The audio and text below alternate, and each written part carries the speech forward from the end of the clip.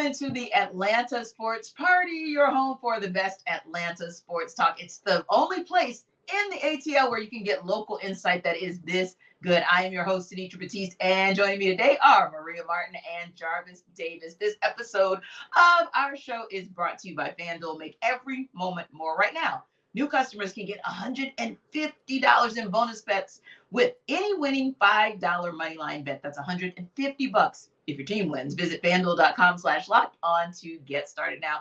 The Atlanta Sports Party is also part of the Locked On Sports Podcast Network, your team every day. Now, today we are definitely going to do some deep diving into the Dogs as they get prepared for the SEC championship game, and we'll take you guys around the Metro. But first, we're going to get you started with a little trip to Flowery Branch, at least for today, because we know, of course, the Falcons are about to make a little trip up top to take on the New York Jets this coming weekend. Now, here's the good of it. We saw what looked like, Maria, a super resurgence, a return of old, a turning back the hand of time with the performance that the running back core of Bijan Robinson, Tyler Allgeier, and Cordarrelle Patterson, what they were able to give us with a little smattering of Desmond Ridder, by the way, in the win against the Saints this past Sunday. And when you think about the fact that they are going up against the 31st ranked rush defense in the NFL, is there any universe or any place in the pantheon of society or sports where Arthur Smith is not going to run that ball and ram that ball right down the Jets defense's throats? Absolutely not. I mean, you literally said it. 31. I mean, you have to take advantage of that. And given the fact that the Falcons are doing so good running the football right now, you have to just go with what is working for you. We've talked about this before with the Falcons, like stick to what you know, stick to what works. And I think if you continue with that, it's going to pay dividends in New Jersey. You know, this team, they're struggling to get back-to-back wins. They haven't done that since the beginning of the season, and they haven't won 3 in a row under Arthur Smith ever. So they're looking to get that together. And that was the focus in the locker room when I was there on Wednesday, is all the guys just want to continue to not just win games, but do it at a consistent level. And they all believe that they are stepping in the right direction. Bijan Robinson actually gave us a lot of really good tidbits on Wednesday. You know, normally he's a really good soundbite and he's pretty honest, but I thought Wednesday he was particularly good because he said with 6 games left in the season, he's incredibly comfortable within this offense. You know, he has 3 rushing touchdowns in the last 4 games. Obviously, he's got a receiving touchdown in there or 2 as well. But what's really cool about Bijan and the way that he's working right now, he wants to navigate the game like a quarterback. And I said, well, what do you mean by that? That's really fascinating. You know, you're a running back, you catch the ball too. And he said, it's just important for me to look at this game like a quarterback and to read defenses like I'm a quarterback. He talked to LaDainian Tomlinson, and he's the one that really helped him. And it was really cool listening to him and how he dissects the game. And I think if you can have a player like that, who's potentially going to be the NFL Rookie of the Year, rushing the ball at the caliber that he is. And that's not discrediting what Tyler and Cordarrelle have done. But I think that what Bijan is doing right now is so special. Take advantage of it. Get that second win in a row. Yeah, and you know, Maria, I don't think that by giving him his flowers that we are discrediting CP and Tyler Allgeier, because I think in order for Bijan to be as effective as he is, you do need those other pieces to be effective as well, because you don't want him to carry all the load. There were moments in time, Jarvis, where we can say a few weeks ago, I don't want to say hit the rookie wall, because I don't think that was necessarily what it was, but I think carrying the rock as much as he had to when CP was down and when it seemed like Arthur Smith was trying to figure out how to work Tyler Allgeier, and that was a lot. So, yeah, I definitely think this is one of those situations where now it seems like there's a true understanding of how to use 3 very impressive backs who run very, very differently, but who can also be just as effective when you're utilizing them in their best spaces.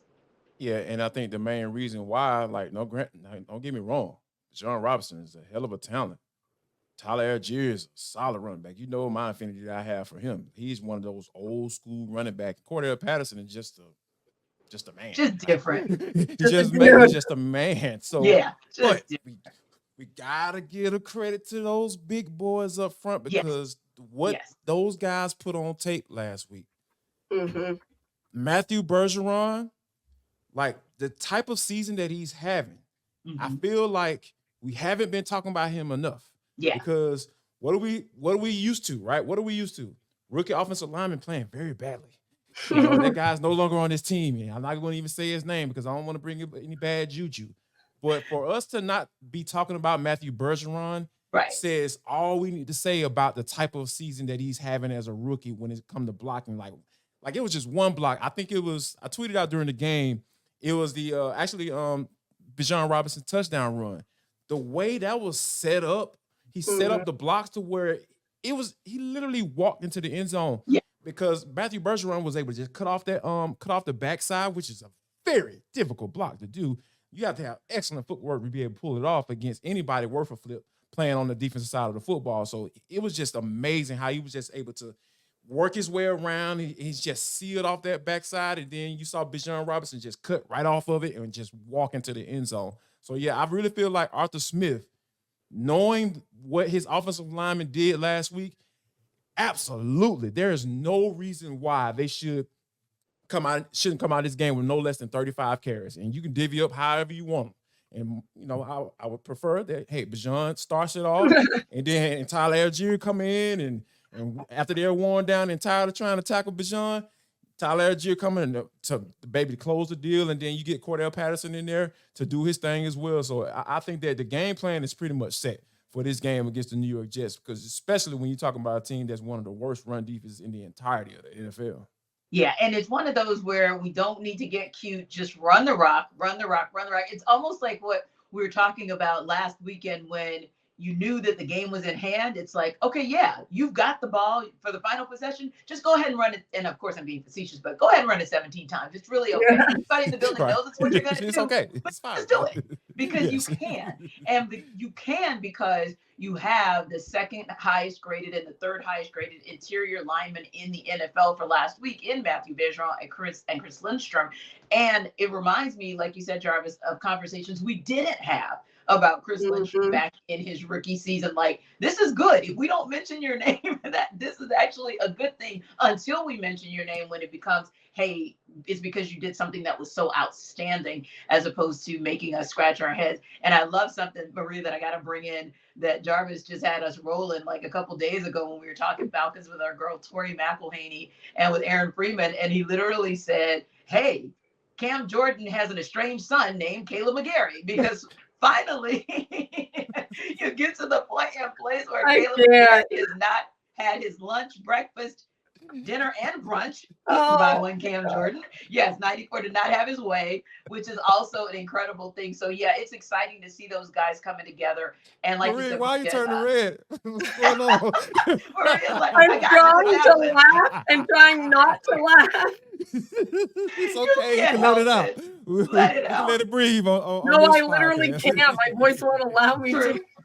And we need you for the rest of this show, so we yes, better we do. not make you laugh too hard. We better not make you laugh too hard. But yeah, it's exciting because I think all three of us would, just from the O-line perspective, I think we're all enamored when, first of all, when a team wins in the trenches. Let's start right there, whether it's on the offensive side or the defensive side of the ball, because we can also talk about low-key and quietly the game that David Onyemata had and how good it is to have him back looking like he's about at 100%, if you will, right? And starting to see some things out of Arnold WKT and just kind of across the space, starting to have conversations about guys where maybe earlier in the season or the end of last season, we were calling their names for the very wrong reason. So whether it's that guy or whether it's an addition, it's good to be able to call names for good reasons. And speaking of that, I think that we're going to it'll be a sight to see going on the flip side of the trenches, Jarvis, and what the D-line for the Falcons will be able to do. Because honestly, other than Breece Hall, I mean,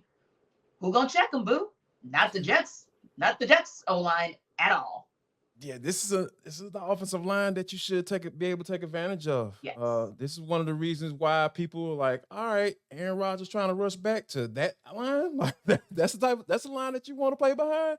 So I think this is what we're talking about, because I know a lot of people will be very petty when it comes to this defensive line, right? Like they don't want to give them credit when they do take advantage of somebody that's not that good, because that's what Arnold Ebiketie did, because he was going up against the backup right tackle, and he was like, and people were like, oh, that was a backup right tackle. So he in the NFL, Right. like he getting paid just like the other man getting paid. So for him to work his moves and be able to get home like that, I think that needs to continue this week. And we've seen Arnold Ebiketie start to slowly get more more reps, and you starting to see him start to develop. And I was listening to Grady Jarrett. He was on a local radio station talking about how Ebiketie is like really starting to get it just from knowing when to use your speed rush or knowing when to go inside and not just doing it just haphazardly, because like you have to have a plan when you rushing the passer in the NFL, because they're just certain down and distances. Like, okay, I know I'm not going to go here on second and short because, hey, he's going to get rid of the football quickly. And if he doesn't get rid of the football and he break contain, he can go get a first down, just that simple. So I think all of those things kind of come into play just to see these guys starting to really develop. So, yeah, this should be a week where, hey, they might be able to eat. Yeah, and I got to agree with you on that with regard to AK. I don't think at all it's just about, he came up against the backup tackle, if you will, or if he even this week has one of those breakout games. I think it's more of we're paying attention to the decision making and we're paying attention to the technique. And if we're seeing the evolution of that, that's what should be encouraging for Falcons fans. Now, if you want a little extra cash before the holidays, I'll tell you about FanDuel. And then on the other side, we're going to talk a little dogs.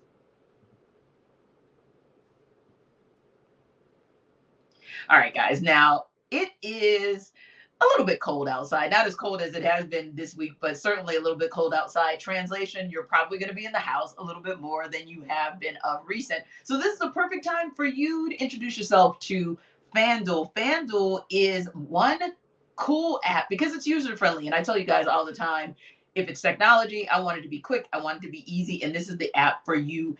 If you're a new customer, you can even get $150 in bonus bets. So not only are you going to have a user-friendly tool, but you'll be able to make some money during the holidays because of it. And that, of course, is with any winning $5 money line bet, $150 if your team wins. So if you've been thinking about it, stop thinking about FanDuel and just go ahead and make the move, because there's a wide range of betting options. You can go spreads, player props, over, unders, and more. So you want to know how to find out more about FanDuel and how to get it started?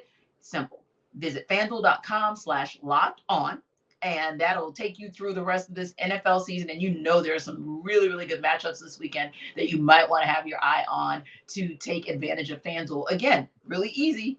FanDuel.com/locked-on. Head over there and find out more about this really, really great tool. And of course, FanDuel is the official partner of the NFL.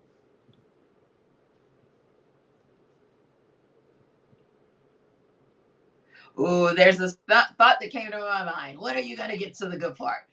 Time to talk about the dogs. Man, oh man, I was saying to somebody a couple of days ago, it's really exciting to be this close to the SEC championship game, Maria, because, okay, let's just be real. We all got a collective letdown last month when the Braves didn't do what we thought they would do to get to October, right? And, the Hawks, well, they're just starting, so we're going to give them an opportunity to do a bit better. But really right now, everything's hinging on the hopes, dreams, and aspirations of Atlanta Metro are hinging on what the Georgia Bulldogs do in this SEC championship game that could, or depending on who you are, could not possibly get them into position for their third straight title. Now, the first question is this. I don't think that Georgia necessarily needs to make up motivation, Maria, but I'm just going to ask you, can Georgia finally beat Alabama in Atlanta for this SEC crown? And do you think that is maybe, even if it's subconsciously, motivation for them going into this game Saturday?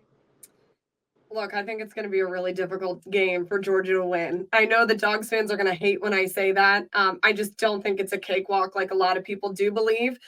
Maybe that's because I've covered Nick Saban before. Maybe that's because I covered Alabama for so long. And maybe it's because I've watched the evolution of this Alabama team throughout the season. And I would have rather played the Alabama team at the beginning of the year. They are playing their best football. They are one of the best teams in the country right now. I know they're not ranked as high as Georgia, not even close. They're the 8th ranked team in the country.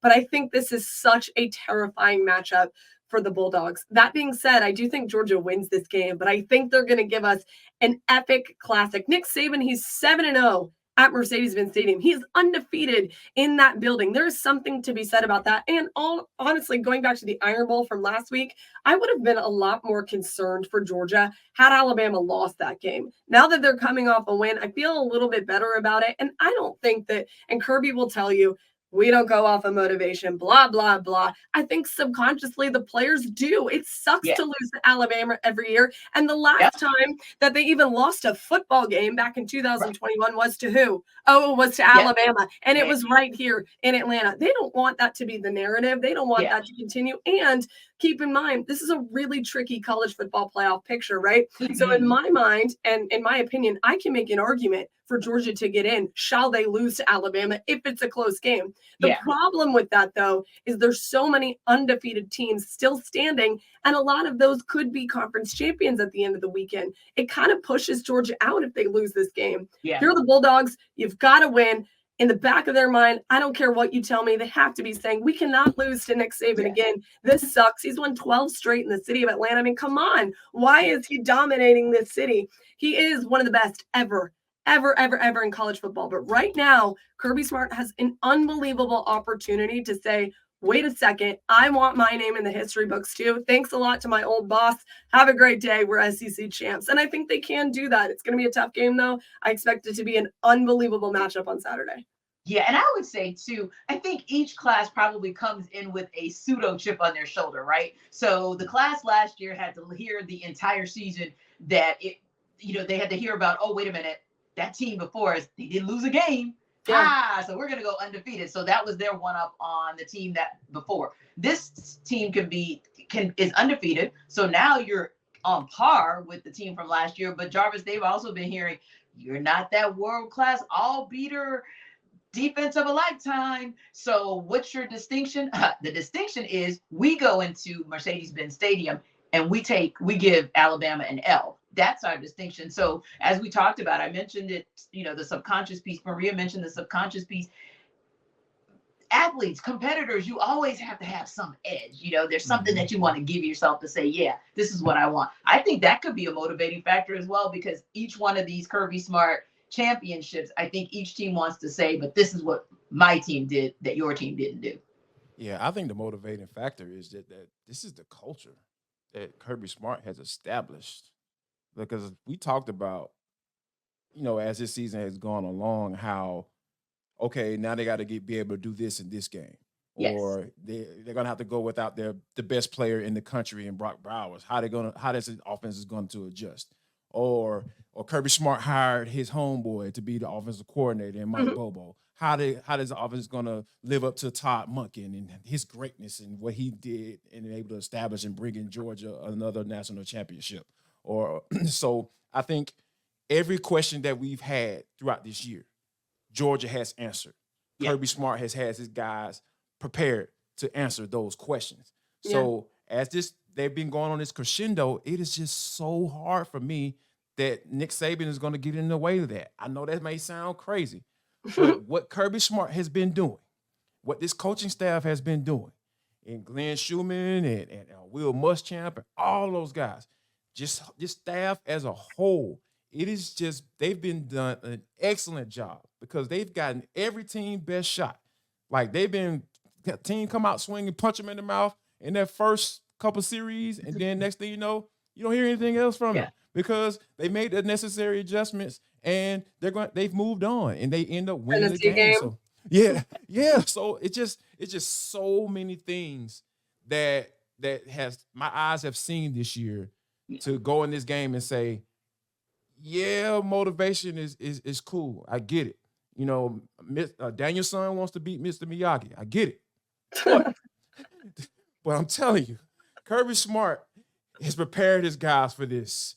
And I think that they're going to be ready. And I'm not guaranteeing a win. I'm not saying double-digit win and everything like that. But I would not be shocked if the Georgia Bulldogs go out there and take care of business on Saturday at Mercedes Benz. Indeed. And I think there are a couple other things there as well. There's so much that's been made about Jalen Milroe and how much he's progressed and how he's not that guy, to your point, Maria, who took the L against Texas. But low key, Carson Beck has been on the upswing as well. He's trended up week after week after week. He's gotten better and better and better. And I think sometimes getting lost in the conversation or the shuffle of the Jalen combo has been not as much Carson combo. And granted, I get it. because that's really their one and almost only weapon, if you take away a couple of others, of course, being a little bit loose with that. But ultimately speaking, I think that Carson Beck has to have just a solid game, and the Dogs will be fine. I think Jalen Milroe has to have pretty much the game of his life. Like, he's got to be that guy over and over and over again for Alabama to do this. And one more thing before we go on, I was thinking about this as well. Kirby Smart plays chess, not checkers. Nick Saban plays chess, not checkers. But I really do believe that Kirby Smart has more chess pieces that are able to execute his chess match versus the pieces that Nick Saban has to potentially execute his. And that could be the difference maker as well. Now, one more thing, Maria, I'm going back to this before we wrap up because you kind of mentioned it. And I saw this headline earlier this week and I said, man, this is hilarious to me, because it's kind of like that big brother, little brother thing kind of rearing its head. And the headline was, quote, Georgia can't get away from the boogeyman, of course, referring to Alabama. But I don't know. I don't feel like they're spooked by Bama anymore. You? No, I mean, I don't. I mean, maybe earlier in Kirby's career, I would have thought that, but I kind of going back to what Jarvis has said, they've proven time and time again that they are the best team in college football, and they have been this year. And there's been so many times where people have tried to make an argument that Georgia is not. Those weeks that we talked about them not at number one, which we all disagreed should not have been the case, but it was. You know, time and time again, Kirby has proved that he is one of the best coaches in the country, and he will go down as one of the best college coaches ever because he is at the top at a time where college football is changing at its most. Yeah. And it's crazy because we're not talking about, oh, Carson Beck. Like, Carson Beck's a really good quarterback, to your point. And I think that this is actually the year that they can get past the boogeyman, because for this Alabama team, and I've covered some that have some of the most prolific offenses and defenses. I mean, I covered the Tua Tagovailoa days, all of that. And those were some of the best teams we've ever seen in college football. And Georgia's had some of those as well in recent history that I've been lucky enough to cover as well. But for Alabama, this team is not as disciplined as some of the past for Nick Saban. Georgia can take advantage of that, and they can take advantage of that very quickly. Carson Beck, give me some explosive plays. He's 75% on his passing, which is incredibly accurate. It's not talked about enough, but the explosive plays have been what's missing for Carson. He hasn't necessarily needed to do that. What's funny is there's been a couple times where Kirby's talked about Carson, said, oh, I've seen this from day one. He loves Carson, by the way. That's his guy. He said, oh, I've seen this from day one. You know, he's a good quarterback. But we haven't had to have him do a whole lot. Very fascinating. So what you're seeing from Carson is maybe not his full potential. You may get that on Saturday if they put him in a situation to make him do that. I just don't think it's going to get to that point. However, I do think that this is one of the more beatable Alabama teams, even though I'm saying they're so good, they're way better than they were at the beginning of the year. This is maybe one of the more beatable teams that Nick Saban has had. That's not saying they're not good. Don't get it twisted. They're incredible. But I think Georgia, like you said, Tenitra, they have a lot more pieces. They've proven Georgia Tech. They were out a ton of their top guys on offense. Who cares? They still won the football game. It doesn't matter. They're proving week in and week out. Doesn't matter if there's guys out. Georgia's going to win. I still think it's going to be an epic, like, down to the finish thing in Mercedes Benz Stadium, which we've seen a couple of those between these two teams. But Georgia's just, I think Kirby's cool, calm, and collected. He's ready. He's not really thinking, oh, that's my old boss, I can't, whatever. No, he has a ton of respect for Nick. He says that all the time, but I don't think it's the guy on his shoulder that he's still trying to beat. I just think he's ready, and he's ready to go. I think so too. And I think if we see an Alabama win, I think that'll be down to the wire. But Georgia, to me, they get their dub however they get their dub. It could be a down to the wire, but I can see Georgia smoking them too. Like, I wouldn't be shocked about that as well, just because, like we said, Carson Beck still has some things in the arsenal that we haven't seen. And that run game, all I'm going to say is 2 words before we tap out: Kendall Milton. All right, guys. Running like somebody stole his puppy. He was running so angry. I was like, are you all right? Like, he's unbelievable. He's making 1,000%. I am at 100% so proud of Kendall. You know, Kendall's a kid. I'm sorry. One more point. Kendall's a kid that's had to prove himself and that's had to wait and be patient, because Georgia's just had prolific running backs for forever. And Kendall is now showing that he's been the guy all along. He's been waiting in the wings. And I freaking love that. And one final point about Georgia's offense is I think this is one of the best we've seen under Kirby Smart. I really do. Collectively, offensively. It's complete. I'm so excited about that. We always Yeah. talk about their defense, and because Kirby's a defensive guy and he's loaded them on the defensive side of the ball. Right. The offense is one of the best in the country, if not the best. They are crushing it at every level. That is something that's not talked about enough, and I'm excited to watch this particular matchup because of it. Oh, yeah. This is going to be straight firepower, right? Yes. Straight. Yeah, this Carson Beck has played himself into being a early round NFL prospect. Yes. Agreed. He went from unknown to early round NFL prospect within a matter of 12 games. Yeah. Like, And it's the last time we've had a conversation about multiple Georgia offensive players that are going to be taken first round or early round. Usually that's a conversation about defense. So Maria, to your point, Jarvis, to your point, it's good to be able to talk about the offense because it's just as prolific and should be a part of the conversation of why they are where they are as well. Now we're going to go around the metro when we get back, but first Jarvis is going to tell you guys about Subtext. Listen up, guys. Let me tell you about joinsubtext.com/LockedOnSportsAtlanta. Why I need to go there, Jarvis? Because if you want to become a Locked On Sports Atlanta insider, you need to go there right now. And guess what? It's a deal. It's 2-week free trial. If you like it, because you're going to be able to get some breaking news, you're going to be able to get my thoughts on the game. Also, all 22 breakdown. I sent you a little private video just for your viewing. No weird stuff. We just talking ball. That's all we're going to be doing. So, and it's going to be sent directly to your phone. So it's a 2-week trial. If you don't like it, that's cool. That's fine. You can get off and do whatever you need to do and go about your day. But if you do like it, it's only $4.99 a month. So go to joinsubtext.com/LockedOnSportsAtlanta. joinsubtext.com/LockedOnSportsAtlanta to become a Locked On Sports Atlanta insider today.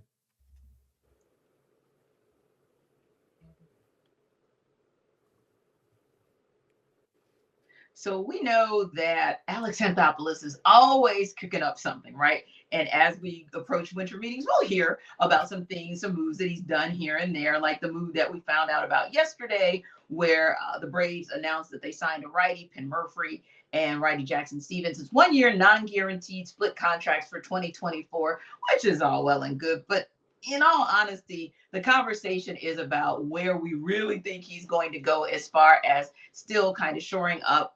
I don't want to say maybe their weakness, but what became their weakness, likely due to injury and that sort of thing, just because the now departed, for example, Kyle Wright was just not the Kyle Wright that they could rely on, if you will. So now you're starting to have conversations about guys that could indeed come this way. Maria, do you think, and of course, I think the most recent, because you've had some guys like a Sonny Gray who, is obviously out of that conversation now, but a Dylan Cease keeps coming up in the conversation. Do you see Alex Anthopoulos making that kind of big move to where we're like, whoa, they mean business? They are not pleased with how they had to exit the postseason this year, really 2 seasons in a row, Maria, and they're not going to let it happen a third time. I mean, yeah, there's no question, right? History tells us that Alex Anthopoulos does that and does it well. He also, unlike some of his other peers in the business, he doesn't sign pitchers to long-term deals, which you've been seeing happen. Aaron Nola got paid in Philadelphia. There were rumors that the Braves were in on a potential trade for Aaron Nola, which everybody obviously would have loved to see that happen. I'll actually be up in Nashville at the winter meeting, so I plan on asking if the Braves were in on that trade. Now that it's over, they can disclose whether or not they were in talks to get Aaron Nola. And then Sonny Gray, of course, would have made a ton of sense for Atlanta. But we know that in the history of this franchise, that's not to say it won't happen. They don't dish out a lot of money and long-term deals for these pitchers, especially guys that are up there in their late 20s and then early 30s. The Braves just aren't going to do that. But history tells us that Alex Anthopoulos always has something up his sleeve. I don't think that there's anything different. I think that those two moves actually indicate more that he has something planned that we don't understand quite yet. And I think it's going to be quite a shock to everybody. They do know that they need people in their rotation. It's very obvious. It's what's been hurting them the last 2 seasons, if you ask me honestly. So I think they need an arm that can really solidify that rotation. It's out there. There are some really good free agents. It's just deciding who, when, how long you want to sign them for. And I think that could be coming down as early as winter meetings. Who knows? Who knows if you give Marcell Ozuna away finally? It's very possible that they do that. So there is something cooking up for AA. I'm just not sure what it is yet.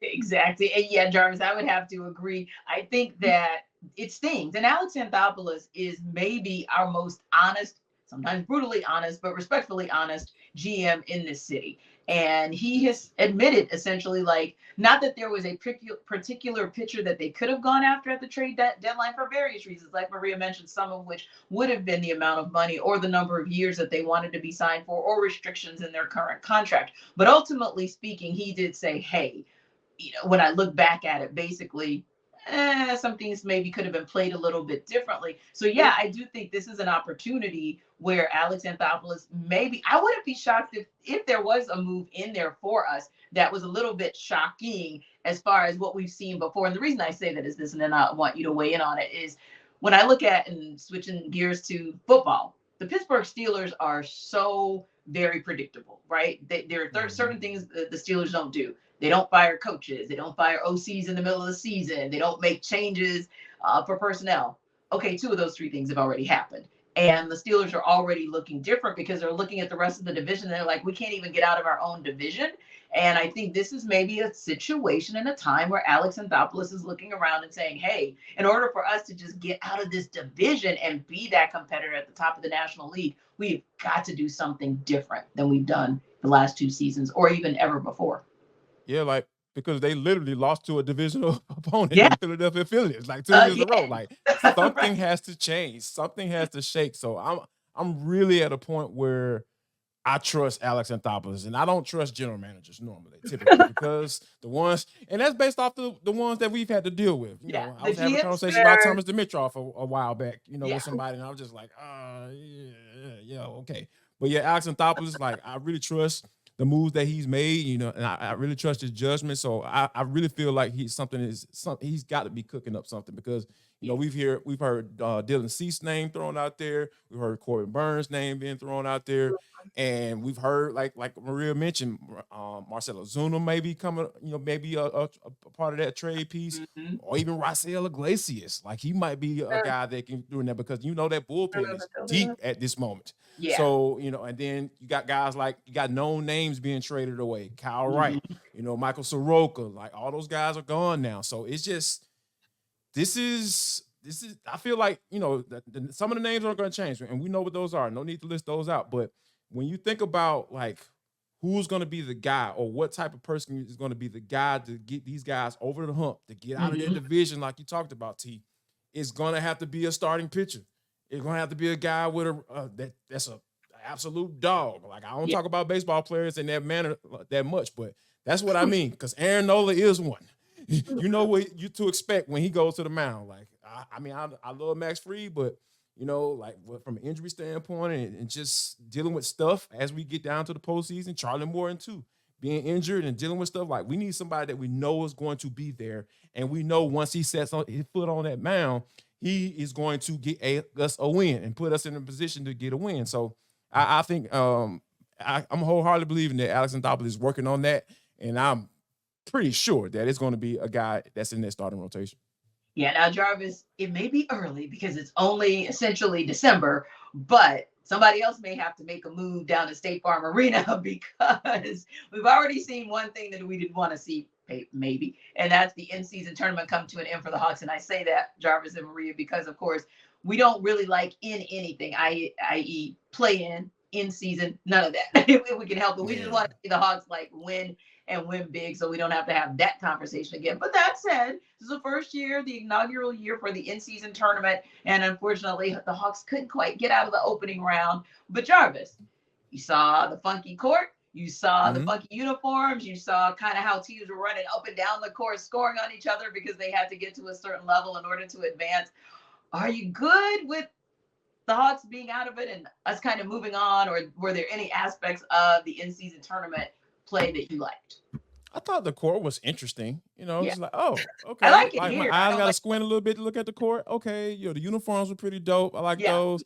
But I'm not sold on the in-season tournament as it being anything different from a regular season game, because you changed the label. Like, oh yeah, this is not a regular season game anymore. It's the in-season tournament, and we're going to end up in Las Vegas if you play well. Well, like, just play well. What's the incentive to not play well? Like, you get paid, go play well, play hard. So I don't think you should have incentive. You should need incentives to do that. So, but yeah, I think I'm gonna miss the courts probably. But yeah, I'm glad that we can kind of move away. I know it's still going on, but you can kind of move from Atlanta standpoint. Like, hey, get acclimated to Quinn Snyder's system and start playing better within that. And then I'll be good with that part. Yeah, and focus on what you're going to do at the 4 spot, because you've got a couple more weeks to be without Jalen Johnson, Maria, and you can have some stopgaps, but we literally see he's the breakout star that we didn't know we needed, but we kind of knew we needed. So that's really what the focus needs to be on. But I did like the uniforms low key, because I cannot wait to replace my current. Actually, I think it's like 2 years old now, to replace my Hogs jersey with this new look jersey. Yeah, that's kind of sweet. Anything you're going to miss about the in-season tournament? No. I mean, I may miss the cords because I think those were cool. And Jarvis liked the jerseys too. I love mine. I can't wait to put it on my wall in my office. I'm really excited. Can I get one, please? Thank you. A little plug for Jarvis. But no, I mean, it didn't feel any different than a normal game. And maybe they got to work on that. I don't know. I mean, the court's cool. Uniforms are cool. I will not miss having to explain what the heck it is to people because everyone's so confused. Yeah. Let's turn the page and focus on basketball, please. Because every time I said, oh, the Hawks win the in-season tournament, everyone around my building here at work was like, what's that mean? What's an in-season tournament? What's this format mean? What is, like, you know, I'm over it. Bye, moving on. Exactly. Is the in-season tournament going to keep them out of a play-in? No? Well, okay, move on. So, yeah, I hear you on that one. All I want them to do is just focus on continuing to evolve themselves under this Quinn Snyder system as they get to the end of the first quarter of the season. So, yeah, good luck for the jersey, but goodbye to the tournament for the Hawks. Anyway, guys, we appreciate you, as always, for stopping by the Atlanta Sports Party, because you get all the tea and all the talk right here that you want for sports. So don't forget, of course, to like and subscribe to our YouTube channel. And we will see you guys on Monday for the Atlanta Football Party.